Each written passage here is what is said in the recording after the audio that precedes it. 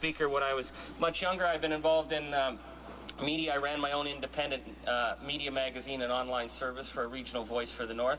I worked as a broadcaster for Studio 2, our provincial service. I did some work with CBC, but I come to CBC from my work in the arts. When I was much younger and we were forming the first Grievous Angels cassette, even before we could afford a record, we had a cassette.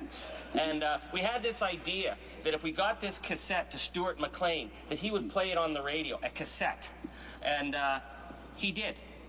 And that was our first national public broadcast, was from someone running up to Stuart McLean on the street and saying, here's a cassette, Mr. McLean, would you play this on a national radio show? The next thing I knew, we were being interviewed by Peter Zowski on Morningside. That day, my group went from being a local, very small band to a band that was being asked to play across the country.